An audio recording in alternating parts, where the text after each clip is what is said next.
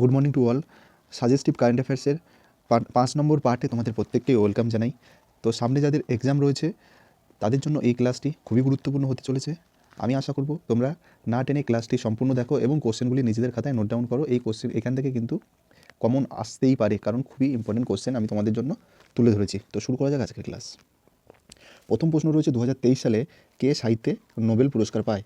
Nobel পুরস্কার 2023 সালে Nobel পুরস্কার থেকে কিন্তু বিগত এক্সামে কোশ্চেন আসেনি, সুতরাং এই টপিকটা খুবই গুরুত্বপূর্ণ। তো সাহিত্যে পেয়ে যায়, বিশেষ করে সাহিত্যের থেকে নোবেলটা কিন্তু এক্সামে দিয়ে থাকে। তো জন অলিভ ফসে সাহিত্যের নোবেল পুরস্কার পায় জন অলিভ ফসে। আর 2 নম্বর প্রশ্ন, 2023 সালে কে শান্তিতে নোবেল পুরস্কার পায়? নার্গেস মোহাম্মদী। 3 নম্বর প্রশ্ন, 2023 সালে অর্থনীতিতে কে নোবেল পুরস্কার পায়? Claudia golden. বিশ্বের সর্বোচ্চ যুদ্ধক্ষেত্র সিয়াচেনে মোতায়েন প্রথম মহিলা সেনা হলেন কে? তো বিশ্বের সর্বোচ্চ যুদ্ধক্ষেত্র সিয়াচেন আমরা প্রত্যেকেই জানি। তো সেখানে মোতায়েন রয়েছে প্রথম মহিলা ক্যাপ্টেন শিবা চৌহান। সঠিক অপশান হয়ে যাবে ক্যাপ্টেন শিবা চৌহান। 5 নম্বর কোশ্চেন, কোন শহরে মহিলাদের কর্মসংস্থানের হার সবথেকে বেশি? চেন্নাই শহরে কিন্তু মহিলাদের কর্মসংস্থানের হার সবথেকে বেশি। 6 নম্বর কোশ্চেন, কোন রাজ্যের মহিলা হকি দল খেলো India youth games 2022 under 18 title জিতল? সেটা হয়ে যাবে হরিয়ানা। 7 নম্বর প্রশ্ন বলছে, বিশ্ব ব্রেইল দিবস কবে পালিত হয়? তো সঠিক অপশন এটা জানুয়ারি মাসের 4 তারিখ। বিশ্ব ব্রেইল দিবস জানুয়ারি মাসের 4 তারিখ পালন করা হয় 2023 সালে।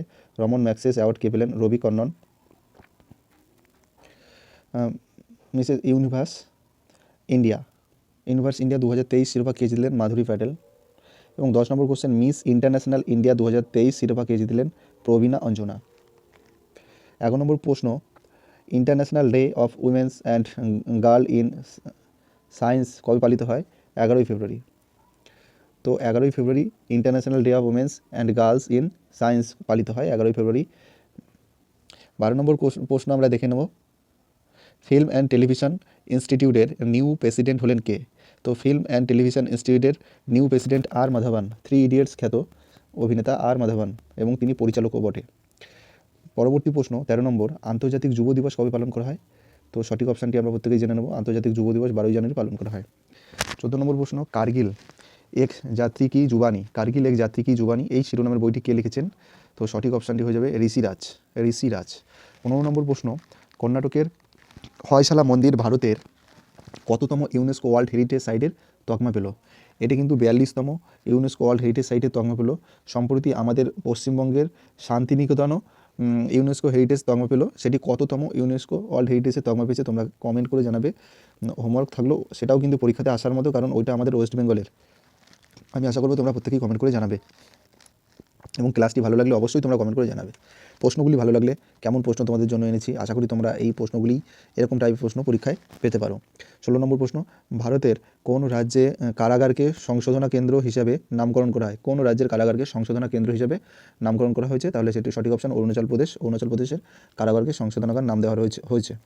17 নম্বর প্রশ্ন, ভারতীয় কোস্টগার্ড দিবস কবে পালন করা হয়? তো 1 ফেব্রুয়ারি কিন্তু ভারতীয় কোস্টগার্ড দিবস পালন করা হয়। 18 নম্বর প্রশ্ন, 95তম একাডেমি অ্যাওয়ার্ডসে বেস্ট ডকুমেন্টারি শর্ট ফিল্মে কোন ভারতীয় ছবি প্রথম পুরস্কার পায়? তো এটি ভেরি ইম্পর্টেন্ট একটি কোশ্চেন। এটি দ্য এলিফ্যান্ট উইসপার কিন্তু বেস্ট ডকুমেন্টারি শর্ট ফিল্মের ছবির জন্য তকমা অ্যাওয়ার্ড পেয়েছিলেন। চলে পরবর্তী প্রশ্ন, 19 নম্বর প্রশ্ন, কোন দেশে 19তম বিমস্টেক মিনিস্ট্রি মিটিং অনুষ্ঠিত হয়? এটি হচ্ছে থাইল্যান্ড। এই প্রশ্নটা আমি তোমাদের জন্য দিলাম কারণ এটা গুরুত্বপূর্ণ হতে চলেছে, কারণ বিমস্টেক কোন দেশে প্রতিষ্ঠিত, মানে হেডকোয়ার্টার কোথায়, এটা বিসিএসের ফিল্মস এসেছিলো। তো বিমস্টেক থেকে আসতেই পারে 19তম বিমস্টেক মিনিস্ট্রি মিটিং অনুষ্ঠিত হয়ে গেল থাইল্যান্ডে। 20 নম্বর প্রশ্ন, নরেন্দ্র মোদী কোন রাজ্যে ওয়ার্ল্ডের সবচেয়ে দীর্ঘতম রেলওয়ে প্ল্যাটফর্মের উদ্বোধন করলো? সেটি হচ্ছে কর্ণাটক। সঠিক অপশান কর্ণাটক। এটি ভেরি ইম্পর্টেন্ট সংবাদ শিরোনামে বারবার উঠে এসেছে। তো এই ছিল আজকের দিনের 20টি প্রশ্ন, সিলেক্টিভ এবং সাজেস্টিভ। আশা করি তোমাদের আপকামিং এক্সামের জন্য এই প্রশ্নগুলি খুবই গুরুত্বপূর্ণ হতে চলেছে। তোমরা যারা ক্লাসটি দেখেছো নিজেদের খাতায় নোট ডাউন করে রাখবে, এবং ক্লাসটি কেমন লাগলো অবশ্যই কমেন্ট করে জানাও। দেখা হবে পরবর্তী ক্লাসে।